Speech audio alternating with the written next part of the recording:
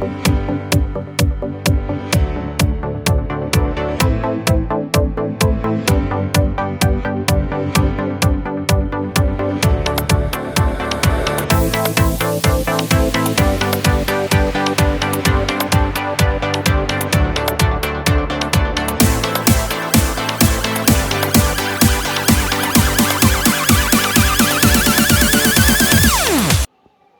Ibu yang kami hormati, kita masih akan melanjutkan ke sesi seminar yang selanjutnya, yaitu dari pemateri Bapak Bambang Ahdiat. Kami persilahkan.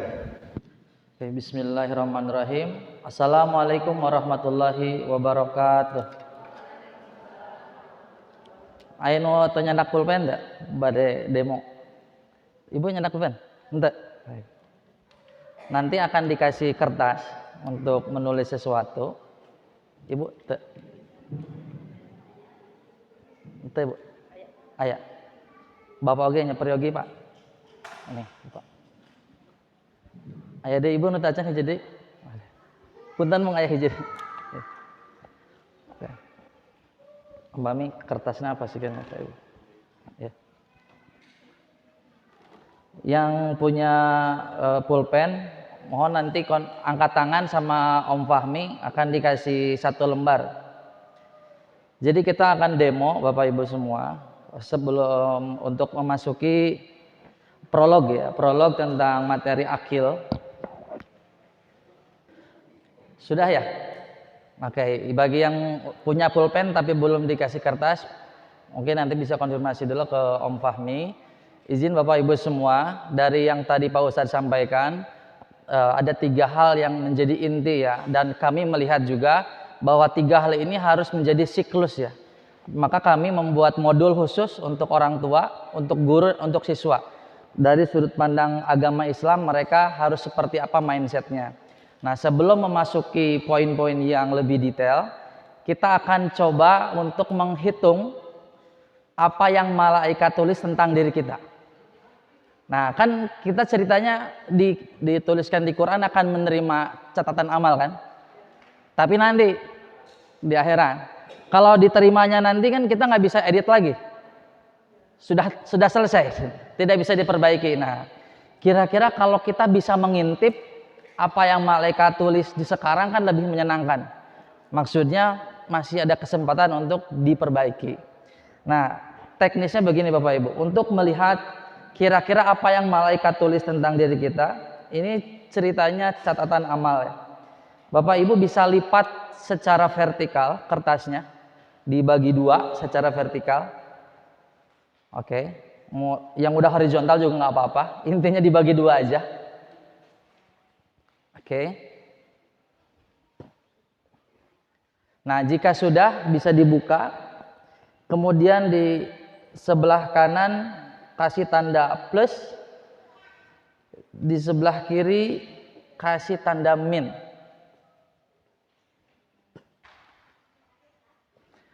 Plus itu untuk catatan amal baik, min untuk catatan amal buruk. Nah, cara mainnya begini. Jadi kita akan mengingat ke belakang, mulai dari hari ini 1 jam ke belakang, 2 jam, 24 jam ke belakang, 2 hari yang lalu, 3 hari yang lalu, sebulan ke belakang, tentang aktivitas yang kita lakukan. Contoh, tadi pagi saya sedekah. Itu kan berarti aktivitas baik. Tidak harus ditulis saya bersedekah, kelamaan. Jadi Bapak Ibu cukup saya bersedekah. Oh, terus saya tadi pagi ngajarin anak ngaji. Kemarin ngasih istri nafkah. Kemarinnya lagi ngajak mertua jalan-jalan ke hotel. Berarti itu kebaikan. Terus kalau yang negatifnya, tadi nyiwit budak. Terus ngebohong ke istri. Terus dibayangin ke belakang sampai kebayang hal-hal yang mungkin jadi keingetan. Saya pernah menaikkan nada suara ke ibu. Nah, berarti agak cukup besar. Oh, saya pernah memakan makanan harta haram dulu di masa lalu, pekerjaan saya di situ. Nah, atau pernah ke dukun misalkan ketika saya frustasi, berarti dosanya dosa besar. Kalau menurut kita buang sampah, gitu. Terus nggak sengaja nada naik ke anak, garis saja. Kebayang Bapak Ibu?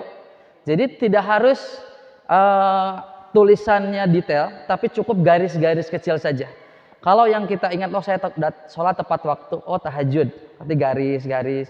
Kalau yang kita ingat ternyata kesalahan-kesalahan kita, maka yang negatifnya.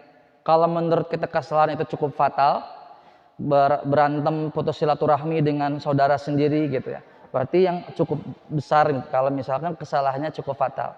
Jadi teman kanan kiri tidak akan tahu itu kesalahannya apa. Nah, sudah kebayang Bapak Ibu semua? Oke, waktunya hanya 2 menit saja. Nah, silahkan Bapak Ibu mulai dari sekarang.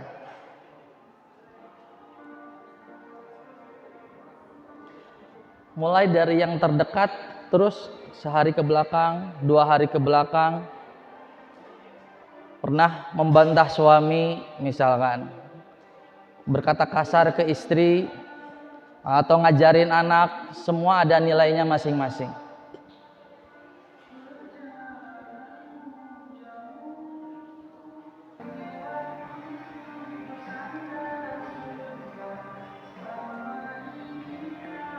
Nah, oke, sepertinya sudah. Nah, beberapa aja sampel ya. Oke, udah, siap. Kasih Bu. Udah. Oke. Video beberapa boleh satu aja mungkin ya sampel. Ibu ini namanya siapa Bu? Reni. Lebih banyak yang kanan atau yang kiri itu Bu? Yang kiri. Oke. Nah, dari kalau kita tahu ya, kita banyak salah itu sebuah anugerah. Gitu. Kenapa? Karena kita tahu harus memperbaiki apa. Gitu. Karena tidak ada yang sempurna kan.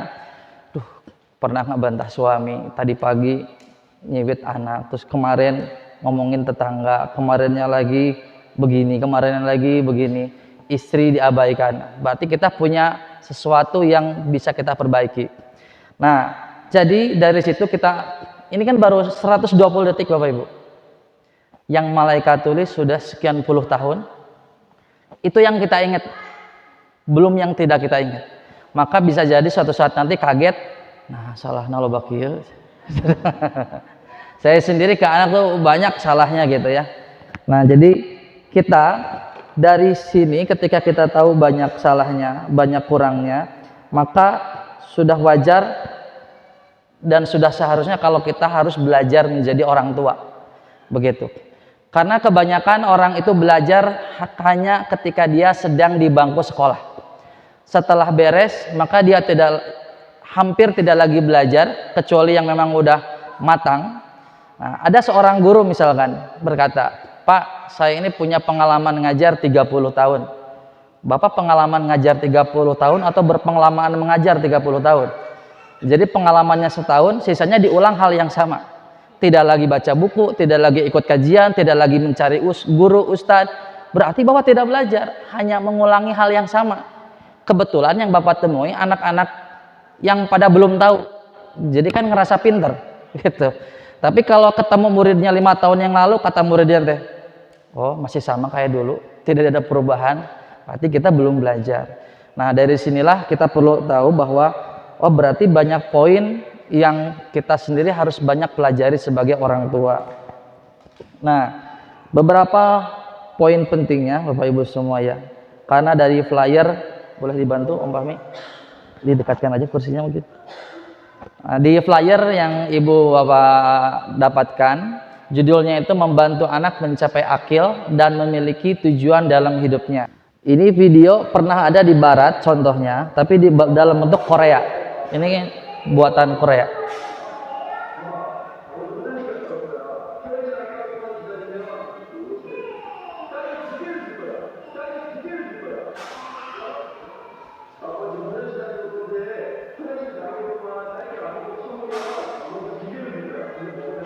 Mereka dikasih 1 stroberi, kemudian ditinggal. Kalau sanggup sabar sampai dia ke toilet, dikasih 1 lagi, jadi 2 stroberinya.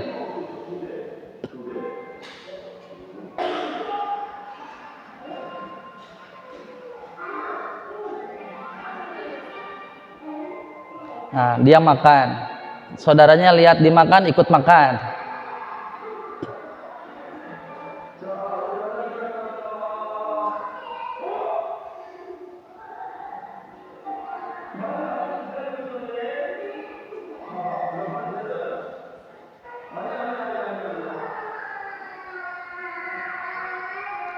Ya, akhirnya dikasih banyak.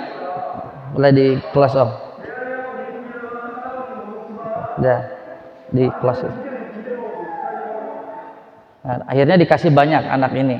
Kira-kira pelajaran apa yang bisa kita ambil dari video itu yang ditangkap? Menurut ibu apa itu bu? Ada nggak? Ya.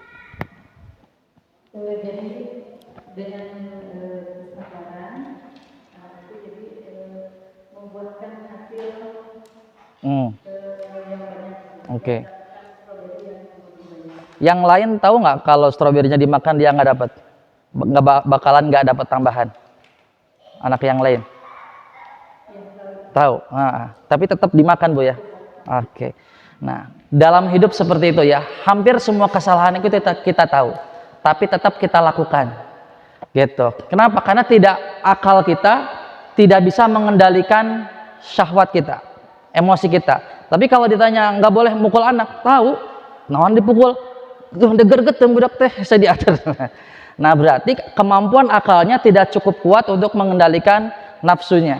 Nah, cara latihannya gimana? Ini menarik Bapak Ibu kalau kita cukup pelajari, kami cukup mengkaji di Al-Baqarah 129 di mana Nabi Ibrahim itu meminta untuk diturunkan keturunannya yang tugasnya 3. 1, membacakan ayat-ayat Allah. 2, mengajarkan. Dan yang ketiga, mensucikan. Itu doa Nabi Ibrahim. Hingga akhirnya diturunkan Nabi Muhammad. Nah, jawaban dari doanya apa? Di Al-Jumu'ah ayat 2. Al-Jumu'ah ayat 2, redaksinya ada yang dirubah sama Allah.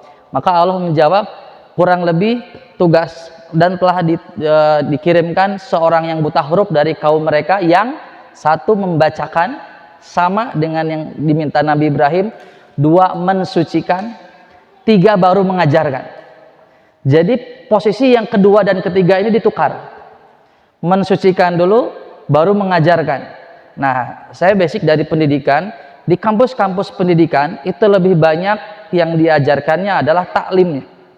Bagaimana membuat soal, bagaimana ngajar materi, membuka forum. Tapi tazkiyahnya terlewat. Nah, seperti tadi kan poinnya sabar bu ya. Nah, ternyata kalau saya pelajari, sabar itu adalah sebuah upaya aktif untuk tidak merespon berdasarkan emosi.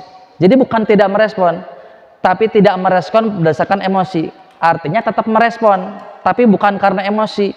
Memang kalau dalam perang, orang tidak sabar, kan tetap sabar dalam perang juga. Dia membunuh musuh juga dengan sabar kan, tapi mukulnya benar-benar kuat untuk puntennya untuk sabar gitu.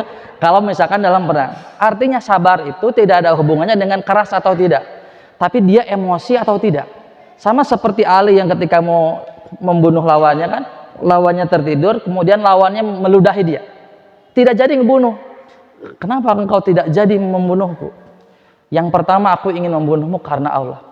Yang kedua, aku khawatir karena emosi. Nah, saya khususnya kadang ujiannya adalah khususnya pada anak tuh gergeten bu. Kalau anak saya kan selisih 2 tahun, 9, 7, 5. Kalau episode mandi pagi itu drama bu. Mandi mandian lari-lari ke sana. Beres mandi basah tuh keluar. Ibunya misalkan udah beresin apa diacak-acak, kan emosi. Tapi sama seperti fisik kan ada ototnya.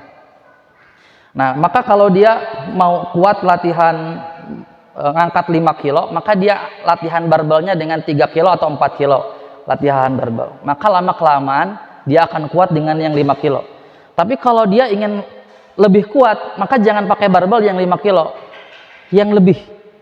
Nah, sama berarti ketika kita ingin menjadi seorang yang besar, maka Allah akan menaikkan level kesabaran kita dikasih anak. Emang anak kita anak yang pecicilan gitu seusianya, Ada mungkin istri yang dikasih suami yang memancing emosi. Pun sebaliknya sama. Nah, kenapa? Karena setiap kejadian yang membuat kita naik darah gitu, itu adalah kesempatan kita untuk gitu. Kenapa?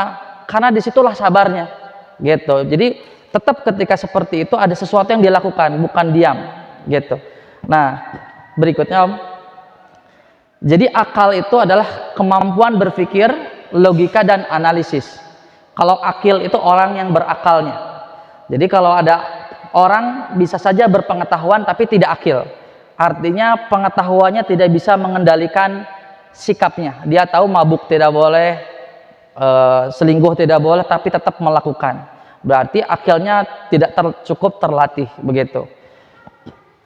Nah, kalau menyitir pernyataan Imam Syafi'i, wajib atas setiap orang yang sudah balik dan berakal untuk menyediakan waktu guna mencari dalil untuk mengenal atau bermakrifat kepada Rabb-nya. Jadi orang yang balik itu dia wajib menggunakan akalnya untuk makrifat. Jadi berdasarkan referensi Quran, hadis. Oh harus sholat, kenapa harus sholat? Oh puasa, kenapa harus puasa? Nah, dia harus menggunakan otaknya untuk kemudian memahami. Jadi bukan kenapa sholat, suruh Pak Ustadz. Nah, nggak boleh begitu. Dia harus sampai pada referensi. Oh ada di Quran, oh ada di hadis, ada kata Nabi. Jadi bukan kata Ustadz. Jadi itu salah satu pernyataan dari Imam Syafi'i. Next. Nah, bagaimana jika anak kita yang kita punya itu sudah balik tapi tidak akil? Secara spiritual ibadahnya hanya sekedar ritual ya, tanpa kesadaran. Berarti itu tidak ada bedanya dengan robot, Pak. Robot itu dengan teknologi AI sekarang itu sudah semakin halus gerakannya. Maka kalau dia disuruh sholat bisa lebih lama dari kita, bacaannya bisa lebih merdu dari kita. Nah, berarti kita harus ada bedanya kan? Itu kesadaran. Kenapa sholat ada nu saja ke sholat banyak orang itu. Jangan sampai begitu gitu. Jangan sampai karena takut dianggap beda, jadi kita ikutan sholat. Tapi karena memang panggilan, saya ingin berterima kasih. Saya jarang tahajud, jarang duha, tapi tetap sama Allah dikasih rezeki setiap hari. Saya tetap dikasih istri, saya tetap dikasih makan, terus pengen berterima kasih. Berarti sebuah kesadaran. Yang berikutnya secara emosional mudah terpapar mental health gitu. Jadi karena secara akil dia tidak memiliki pegangan di pikirannya, maka ketika melihat orang lain gampang terbawa arus begitu. Kenapa Nabi Muhammad di masa-masa Makkiyah itu lebih banyak menceritakan ayat-ayat tentang sejarah? Karena ingin memberikan contoh pada Nabi Muhammad, pendahulumu dulu begini, berat loh gitu. Nah, maka itu menjadi pembanding pada Nabi Muhammad gitu. Next. Nah, secara sosial anak-anak itu kalau tidak akil dia tidak memiliki nilai diri. Nah, berbeda antara rendah diri dengan tidak percaya diri. Kalau tidak percaya diri itu hubungannya dengan skill. Kalau rendah diri itu hubungannya dengan value yang dia yakini. Misalkan, Pak, anak saya ini pemalu. Nah, pemalunya ini apakah karena dia menganggap dirinya tidak layak maju atau karena tidak bisa? Kalau tidak bisa berarti dia sebenarnya mau. Cuman kumaha jawabnya. Nah, berarti itu mah masalah tinggal diajarin, nanti pede sendiri. Jadi jangan sampai ketika anak tidak punya skill dipaksa. Maju, pasti teteh bisa. Bisa kumaha teu bisa.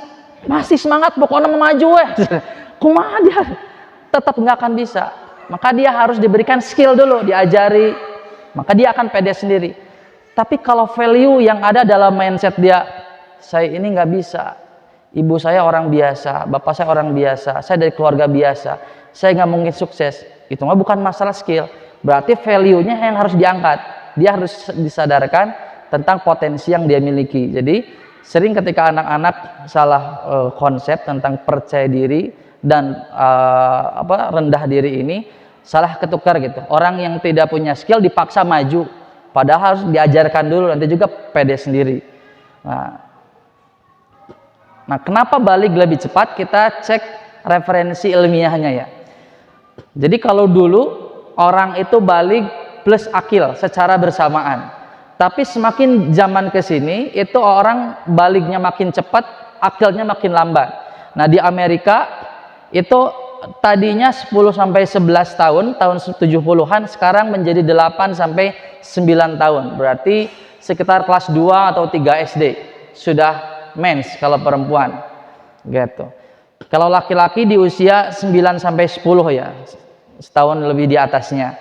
Nah, penyebabnya apa? Dari penelitian jurnal di bawah itu obesitas. Tentu ini masalah konsumsi. Next.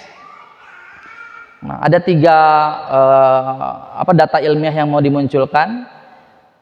Nah, berikutnya pubertas meningkat 3 kali lebih cepat di negara industri termasuk Asia Timur dan Timur Tengah.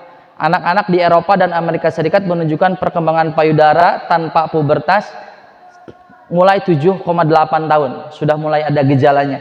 Berarti makin cepat di sini. Nah, faktornya apa? Konsumsi makanan ultra proses. Kita bisa menemukan makanan ultra proses ini di sekolah anak kita masing-masing, di kantin. Gitu. Terakhir, data di Indonesia. Nah, ini dari IDAI meningkat 15% dalam 5 tahun terakhir. Sama. Kalau kita lihat dari data-data ini, salah satu penyebabnya adalah makanan, asupan makanan. Yang kedua media, medsos ya, HP itu merangsang hormon seks dalam diri anak ataupun laki-laki ataupun perempuan. Nah, berikutnya. Nah, karena ini agak biar kontekstual jadi dihubungkan. Apakah MBG ini sudah menjamin anak sehat? MBG itu bukan mengkritisi Bapak Ibu ya, hanya dia sebagai sampel saja, makan siang gratis. Nah, pertanyaannya, apa yang anak makan sebelum makan siang dan setelah makan siang? Kita sebagai umat muslim diperintahkan di Al-Baqarah itu makanlah makanan yang halalan dan thayyiban. Halal itu gampang di Indonesia, hampir semua makanan halal kalau yang di warung-warung gitu ya. Tapi thayyib ini butuh ilmu. Dulu saya punya kebiasaan kalau perjalanan jauh suka beli kopi yang botolan. Nah, terus saya cerita ke teman yang suka ngopi, yang suka di kafe gitu, kan agak mahal-mahal ya, 50.000 kayak gitu kopi. Terus saya bilang, saya suka ngopi sama yang begini. Diketawain. Nah, disingserikeun, lain kopi eta baca ingredientsnya, coffee essence dan kandungan gulanya tinggi. Berarti selama ini yang saya minum boleh dikatakan bukan kopi, tapi air gula. Berarti itu kesalahan saya selama sekian tahun. Bagaimana dengan anak kita? Dia tahu tidak itu sausnya itu dari bahan apa? Gulanya, permennya. Karena kesehatan itu hanyalah masalah akumulasi makanan dan akumulasi cara makan.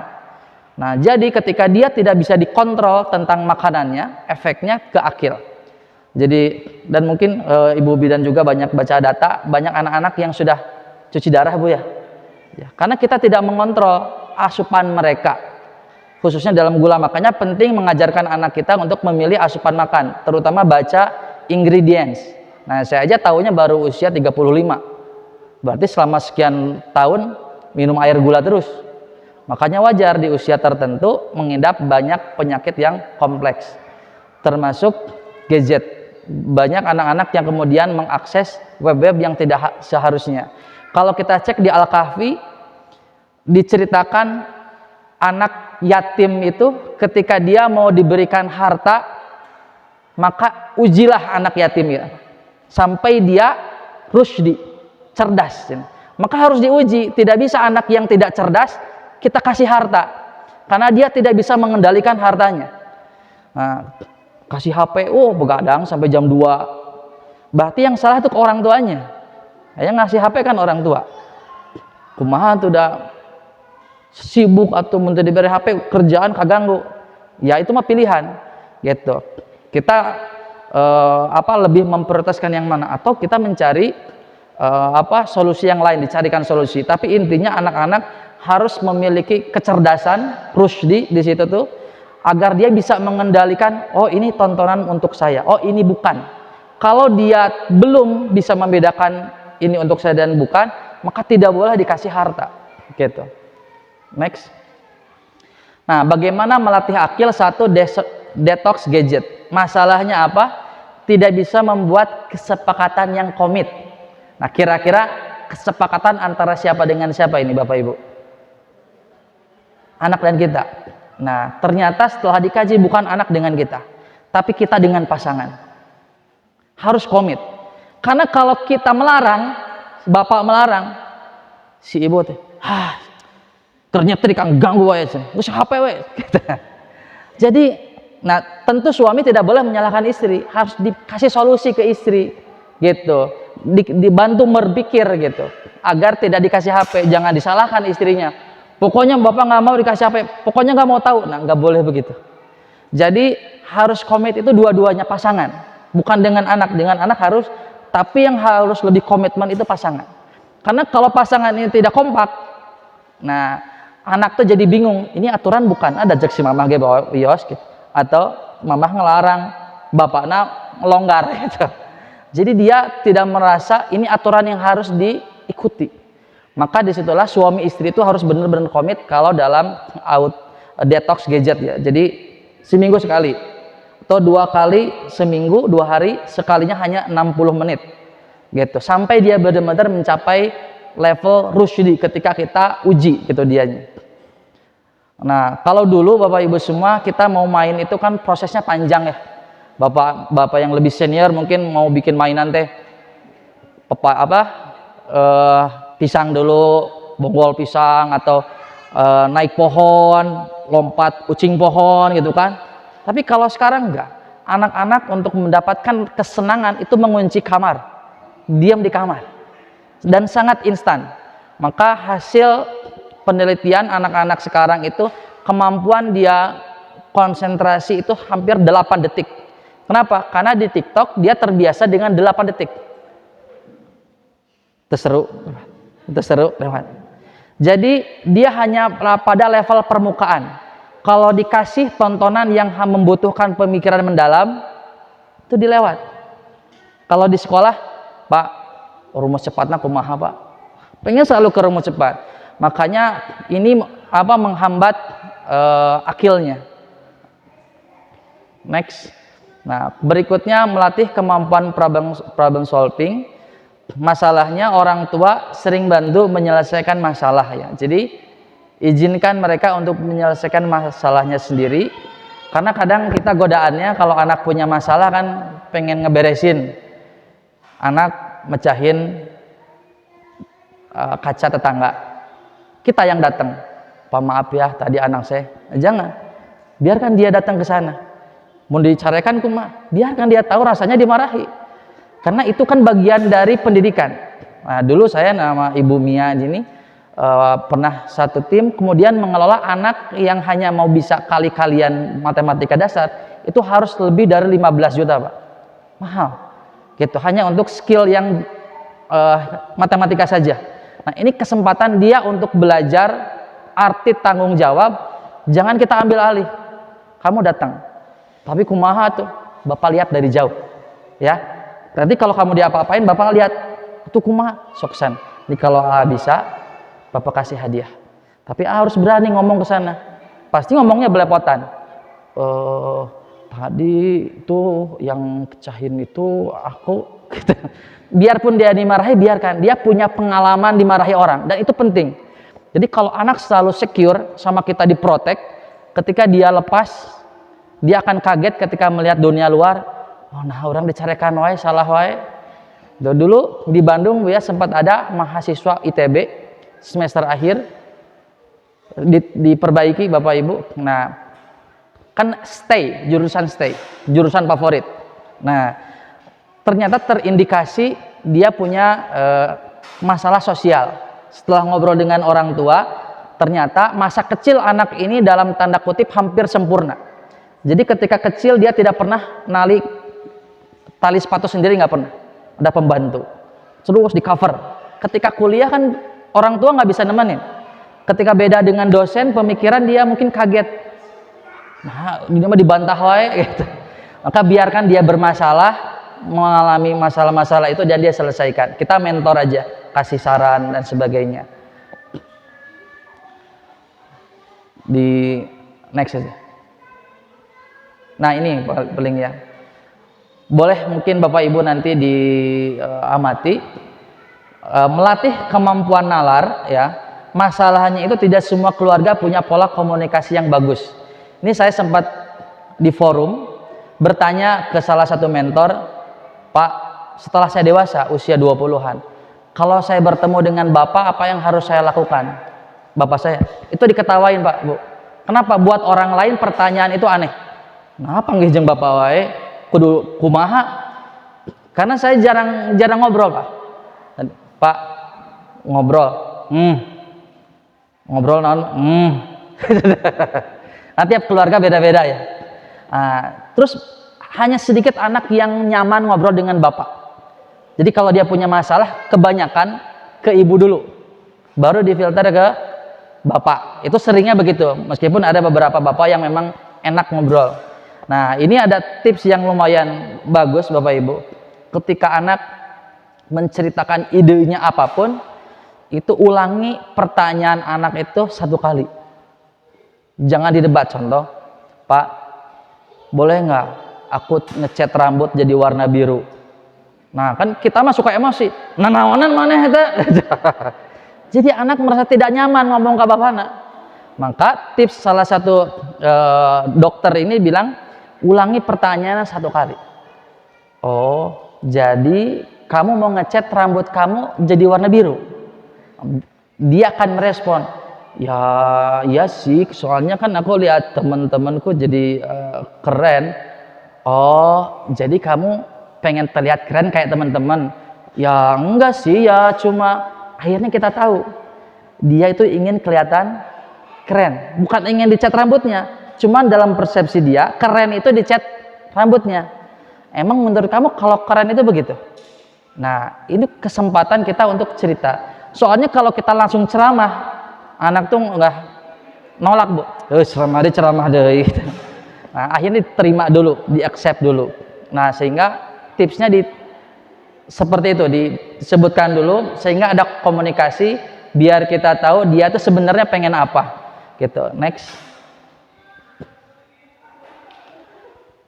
Nah, bagaimana anak punya tujuan? Itu salah satunya tadi akil ya. Jadi ketika anak-anak itu diberikan kesempatan bertanya, kan kadang kita suka pengen anak itu belajar.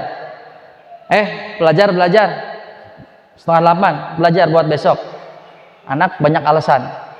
Main game nanti dulu, main sama temennya gitu. Tapi di saat dia bertanya, kita sedang ada kesibukan. Pak, kalau bahasa Inggrisnya peci apa? Kela. Pengen sekarang bahasa Inggrisnya peci apa? Kehela. Pada saat dia mau belajar, kita tolak keinginannya. Maka itu yang membuat anak menjadi tidak mau lagi berkomunikasi dengan kita. Terseru jeung si mamah mah, terseru lah jeung si bapak mah, gitu. Nah, sehingga penting bagi kita untuk mengajarkan mencontek kepada anak kita. Mencontek itu apa? Nah, seperti ini Bapak Ibu. Boleh ditebak nih. Siapakah aku? Aku adalah seorang perempuan yang memiliki anak seorang nabi. Dan pamanku adalah seorang nabi. Siapakah aku? Ada yang bisa tebak? Anakku adalah nabi dan pamanku juga adalah seorang nabi. Aku dibesarkan di masjid. Siti Khadijah, bukan? Siti Maryam. Nah, maksud yang barusan itu adalah memberikan contekan kepada anak. Ya, jadi dengan jenis pertanyaan begitu anak itu kan berpikir saha nu kieu, bukan bentuknya ceramah. Nah, jadi ketika dia diberikan contekan, oh perempuan yang bagus itu seperti Siti Maryam. Suami yang bagus itu seperti siapa? Anak yang bagus itu seperti siapa? Nah, ketika kita gagal memberikan contekan, maka yang dia contek adalah orang-orang yang ada di medsos, yang buka aurat, yang goyang-goyang, yang mungkin kebetulan kaya, meskipun harus menghujat orang ketika dia kerja. Nah, maka tugas kita adalah memberikan dia sampel untuk dia contek, gitu. Maka biarkan contohnya dia ikut ke pekerjaan kita, biarkan dia ngelihat bapaknya kerja gimana di kantor, menyelesaikan masalah, ngelihat ibunya bekerja di kantor. Suatu ketika saya undang anak-anak belajar di rumah, terus Di satu waktu anak saya bilang, "Pak, Abi, kalau nanti aku besar aku mau jadi guru." Kenapa? Mau seperti Abi. Meskipun sekarang udah enggak, mau jadi tentara. Tapi nggak apa-apa. Setidaknya dia punya sesuatu yang ingin dikejar. Jadi biarkan dia memiliki sosok yang bisa dia contek. Ya, ketemu siapa gitu. Nah, masalahnya kadang kita tidak memberikan referensi untuk anak ini contek. Nah, mungkin terakhir Bapak Ibu semua, baligh itu adalah jadwal alam, ya, normal, tapi akil itu sesuatu yang dilatihkan. Kita latihkan, ya. Jadi bisa anak kita berikan tanggung jawab yang memiliki sebuah resiko. Misalkan anak udah bisa masak, kita kasih tanggung jawab, kamu yang masak ya hari ini. Nah, akan ada kemungkinan di mana dia lupa. Ketika lupa, maka kita punya kesempatan mengkoreksi. Kamu lupa masak, tahu nggak akibatnya apa? Ibu kamu nggak makan pagi, adik kamu ke sekolah nggak makan pagi. Nggak apa-apa, itu sebagai pembelajaran kan. Jadi dia mulai diberikan kesempatan untuk salah. Sama seperti Muhammad Al-Fatih sebelum menjadi pimpinan yang sesungguhnya, sama ayahnya diberi satu kota kecil kan, untuk dia memimpin, dan banyak salahnya. Nah, itu mungkin yang ingin kami sampaikan, bahwa anak-anak ini amanah. Tugas kita adalah bagaimana merangsang mereka untuk menjadi pribadi akil sampai kemudian mereka balik sudah siap. Nah, itu saja yang bisa saya sampaikan. Sebelum mungkin nanti ada sesi tanya jawab atau tanggapan, dikembalikan lagi ke Pak Fahmi. Perkenalkan, nama saya Rini Nuraini dari Mangkubumi. Di sini saya akan bertanya, Pak. Tadi ciri-ciri orang yang sukses itu ada punya anak yang sungguh-sungguh, orang tua yang sungguh-sungguh, dan guru yang bersungguh-sungguh. Nah, jadi pertanyaannya, gimana kalau orang tuanya tidak support system seperti yang saya alami? Ya, mungkin saya itu produk gagal ya Pak ya. Dulu aku punya cita-cita yang baik, tapi karena support system dari orang tua yang kurang, jadi sekarang saya sudah punya anak. Gimana apa yang saya dulu kerjakan, apa yang saya sebagai orang tua yang dulu saya sudah terjadi, tidak lagi mau terjadi sama anak saya. Nah, pertanyaannya itu yang pertama ya Pak ya. Yang kedua, sebelumnya saya punya anak usia 4 tahun ya. Di sini saya suka bingung ya Pak ya, tadi tentang bahwa balik tentang akil sebelum balik ya Pak ya tadi. Saya masih bingung ya Pak. Ketika anak saya bermain sama lingkungannya yang kurang baik, saya bingung kalau main sama anak-anak di luar nanti ketularan sama anak saya ya Pak ya. Tapi karena suka bingung, kadang kasihan di rumah sendirian maka ada temannya. Itu gimana ya Pak? Apakah akan menghambat pertumbuhannya karena di masa kecil dia tidak punya teman atau tidak bergaul ya Pak ya?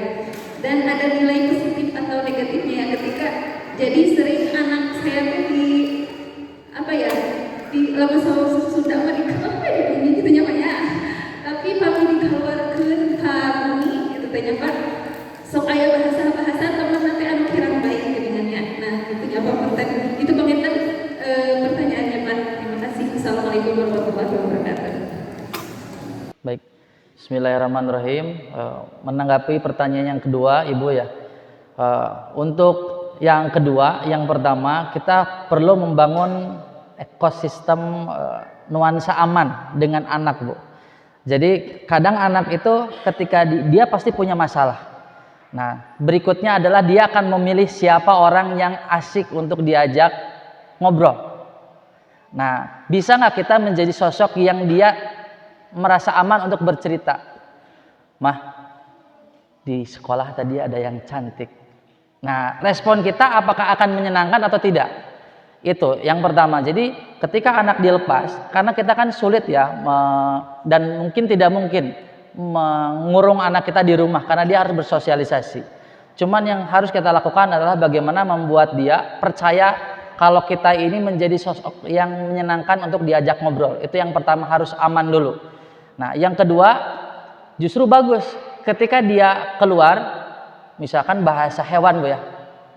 Pas balik lagi itu adalah kesempatan kita untuk memberikan pelajaran. AA bilang apa itu? Gogog. Gitu ya, dalam bahasa Sunda gitu. Nah, AA lihat nggak di situ gogog. Jadi disitulah kesempatan kita untuk mengajak anak berpikir kritis. Gitu. Emang di situ pas ngomong itu ada hewannya nggak? Enggak. Terus AA bilang itu ke siapa? Ke teman. Yang lain juga begitu. Oh, nah, emang kalau menurut AA kita harus contoh teman atau mencontoh Rasul. Kan di situ ada kesempatan kita untuk ngobrol Bu. Nih ada ayatnya di Al-Hujurat kan, jangan menyela, menyebut dengan sebutan yang tidak seharusnya. Bukan ceramah, tapi ini muncul dari kasus gitu Bu. Nah jadi untuk anak-anak di situ dia tahu, oh berarti nggak boleh. Iya, kalaupun nanti ada hewannya, kalau di keluarga saya Bu, ganti dogi, kita dogi. Nah, jadi kalau ada hewan, anjing, iya ada anjing, bukan abi, dogi, oh hanya dogi, hanya kesan saja ya. Tapi yang ingin saya sampaikan adalah bagaimana anak merasa nyaman terbuka untuk cerita ke kita, baik dia kasar ataupun ada aktivitas yang lain. Disitulah kesempatan kita untuk mendidik. Jadi kuat-kuatan gitu Bu. Lebih kuat luar atau kita. Nah memang bagusnya nanti dia punya guru lagi yang bisa membackup, punya kita, punya sekolah. Tapi selama belum ada yang lain, ya kita yang kuat sebagai orang tua. Itu mungkin yang pertama. Yang kedua mungkin bisa nanti ditambahkan sama Pak Ustadz. Kalau kita melihat Nabi Ibrahim tidak menyalahkan bapaknya ya.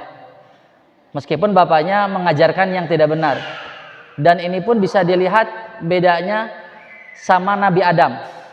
Jadi di sekolah ini nanti Bapak Ibu semua ada fokus di akademik dan non akademik. Jadi ketika tes itu nanti ada tes akademik lebih ke numerasi dan non tes psikotes. Nah psikotesnya learning mental block.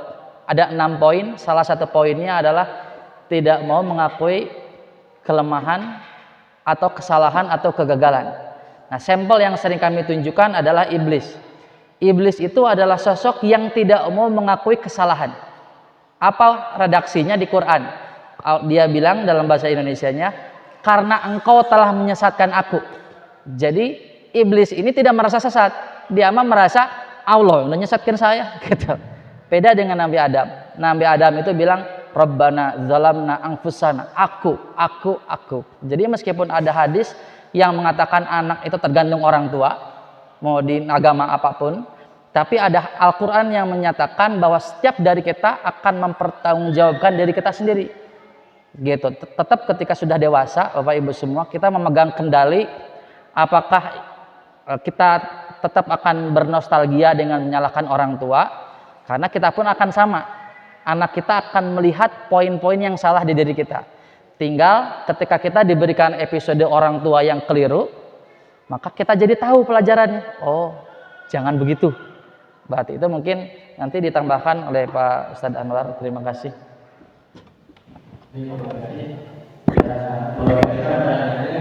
Pertama, kami mau sampaikan ada di situ 3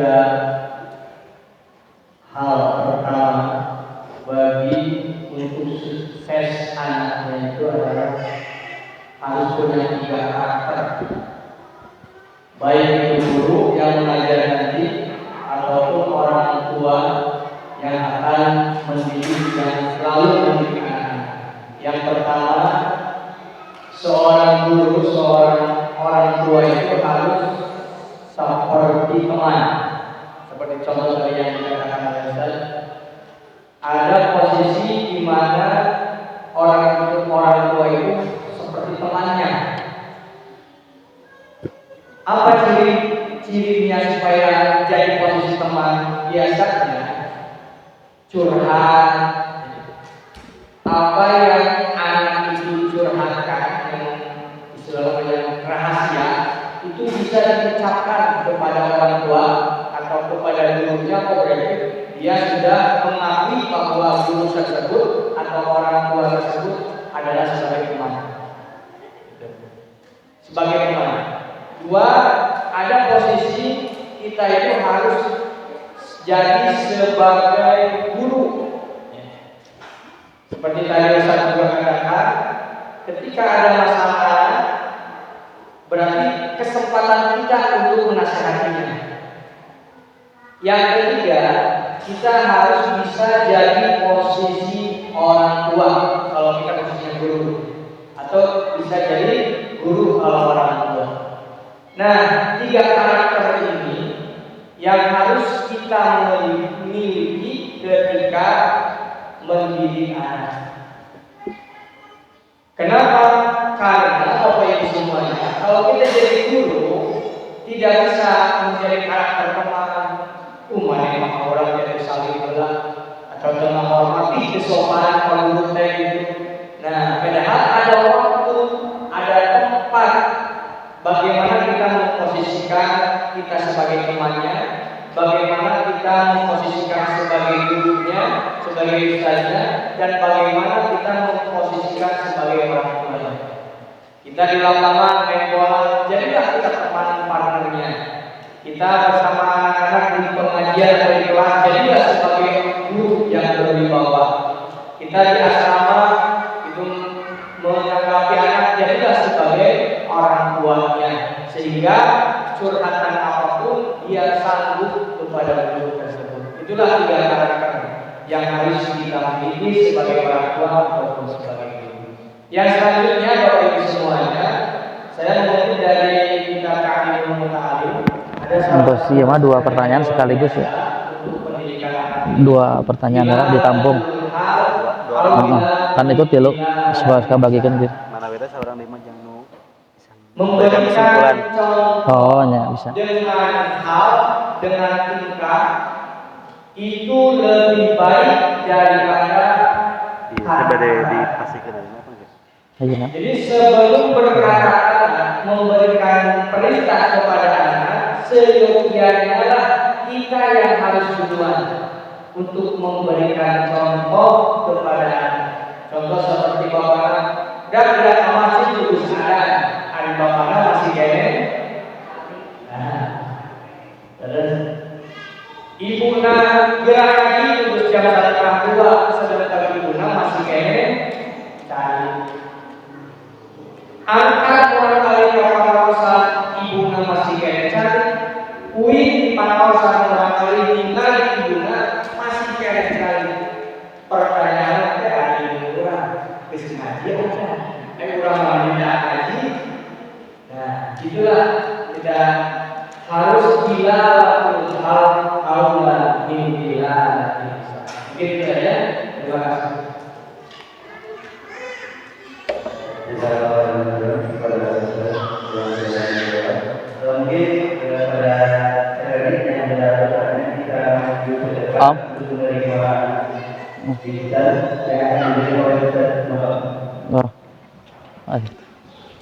Masih ada dua lagi yang Bapak itu. terakhir untuk yang bisa memberikan kesimpulan ya. Ya untuk video. Oh, ya. Jangan lagi untuk depan. Di seminar tapi belanja rasa belanja Bu ya. Ini sembako aja. Oke. Iya, makasih Bu. Mudah-mudahan bermanfaat. Satu pertanyaan lagi dari kepada mungkin Bapak mewakili ikhwannya.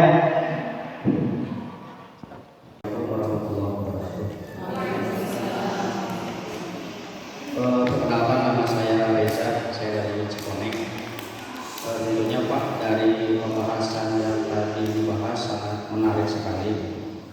Mungkin ada bukan kesimpulan ya pertanyaan. Yang menjadi saya penasaran itu pertama, Bali itu kan tadi secara ini kan ada jadwal alam ya. Yang saya pahami mungkin Bali itu ketika seseorang itu sudah dianggap siap untuk menjalankan suatu kewajiban. Nah, kemudian akhir itu kemampuan orang mungkin bisa membedakan mana yang benar, mana yang tentunya kalau kita melihat banyak sekali kenakalan remaja. Mereka dianggap sudah balik, tapi secara akil mungkin belum sampai gitu. Nah kemudian bisa nggak seperti ini yang saya analogikan mungkin ya, ketika seseorang itu seorang tentara misalkan, dia harus siap sudah tempur. Nah kalau misalkan dia belum mampu, dalam arti belum akil mungkin ya, belum mampu, berarti belum siap untuk menjalankan sebuah tugas, sebuah kewajiban. Nah, atau dalam hal sepak bola, dia dianggap siap untuk menjadi seorang pemain inti kalau dia sudah siap dalam segi didikannya, maka dia siap tempur seperti itu. Nah, yang menjadi pertanyaan saya, apakah boleh dan bisa seseorang itu ini balik dalam tanda kutip ya, kan balik ada dua alam, mungkin ada balik yang seseorang itu dianggap, yang saya pahami dia sudah masuk usia balik, tapi pada hakikatnya dia belum balik karena dia belum siap menjalankan tugas, karena dia belum akil gitu. Nah, bisa nggak seperti ini? Boleh nggak gitu ya? Ketika seseorang dia itu baliknya dipercepat, bukan maksudnya jalan alam ya. Nah dia sudah mampu akil, dia sudah bisa membedakan, dia sudah mampu mempelajari hal-hal yang luar biasa gitu kan. Akan tetapi secara tugas dia sudah mampu dikasih jam terbang misalkan. Nah itu boleh apa tidak? Karena pada saat sekarang kan banyak orang yang sudah mampu, kan kamu masih anak-anak. Itu kan yang menjadi mental anak menjadi down gitu. Nah, boleh nggak dipercepat untuk seseorang itu menjadi balik seperti itu? Mungkin itu Pak. Terima kasih atas pertanyaannya Bapak. Kalau balik itu urusannya dengan fisik Pak ya. Kalau yang nanti bisa dicek lagi di beberapa referensi. Nah, balik itu urusan dengan fisik. Ada beberapa indikator khusus untuk laki-laki kayak jakun, suara pecah, mimpi basah, itu secara fikih disebutkan kriteria balik. Nah, kalau perempuan ada juga. Nah, kalau akil itu lebih ke mental. Jadi kalau dibaca di literaturnya, kalau cerdas itu menghimpun intelektual, kalau akil menghimpun kematangan emosional dan spiritual. Makanya dia membedakan baik dan buruk, karena dosa tuhnya orang jadi senang tidaknya, karena akil itu pertimbangannya ke situ. Nah, apakah memungkinkan orang anak itu dilatih matang atau dewasa melebihi dulu dibanding balik? Nah, boleh kalau kita mampu. Nah, karena ada yang bisa. Contohnya siapa? Imam Syafi'i. Imam Syafi'i itu dia sudah lebih dewasa jauh sebelum balik. Ada salah satu kasus ketika beliau ngisi pengajian di bulan Ramadan gitu. Ngisi Ramadan di bulan ngisi pengajian di bulan Ramadan. Dengan asik dia minum, Pak. Minum. Jamaah itu yang molhok. Nah, saya minum bulan Ramadan. Bapak-bapak kan udah dewasa, udah balik. Nggak boleh, wajib puasa. Saya mah belum balik. Jadi secara pemikiran dia sudah matang. Kenapa? Karena pola didikan oleh ibunya ini prihatin. Pola didik prihatin gitu. Jadi ketika dia dibina sama Imam Malik, itu gaya belajarnya kan, kamu duduk di situ, nggak banyak ngomong, lihat bagaimana aku menyelesaikan masalah. Kan umat itu datang satu-satu, Pak. Nah, datang curhat, dikasih solusi sama Imam Malik, keluar, datang lagi, beres kan ditanya, gimana menurut kamu? Nah, digali lagi, dimatangkan pola pikirnya.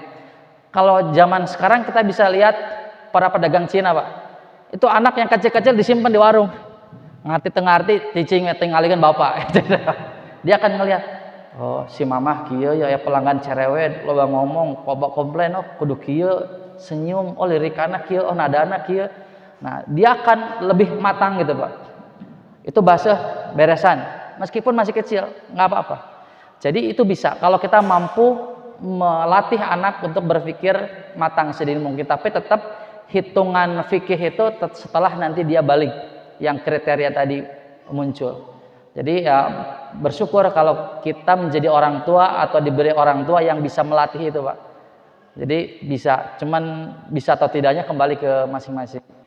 Itu mungkin Pak, karena waktunya terbatas, nanti bisa di sesi yang lainnya Pak. Ya, terima kasih.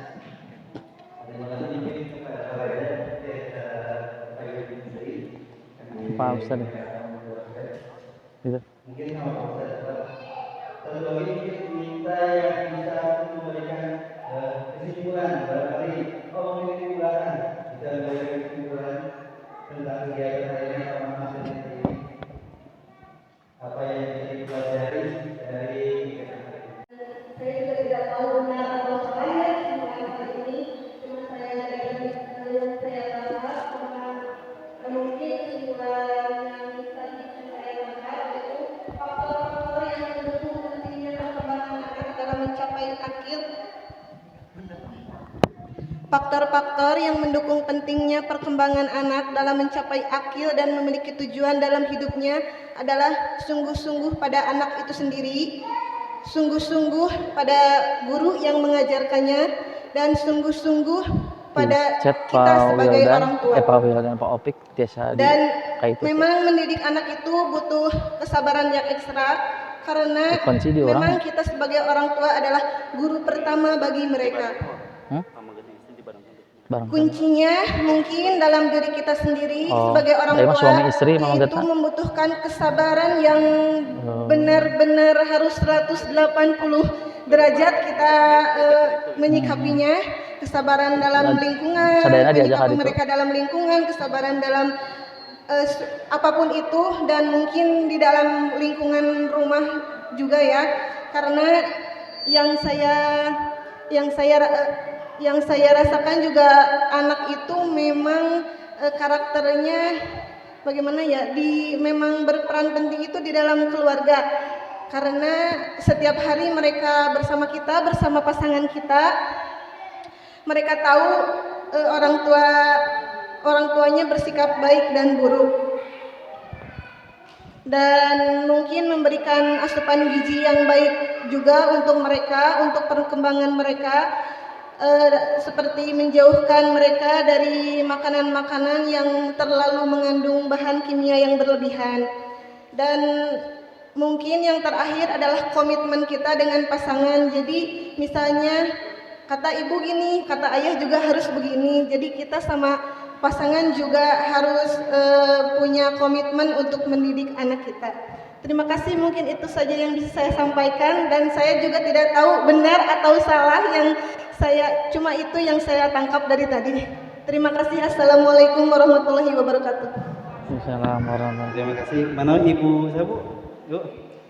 Ibu Namina. Ibu Win biasa ka dieu heula panginten kangge penyerahan. Pak Akan diserahkan oleh Pak Ustaz Anwar.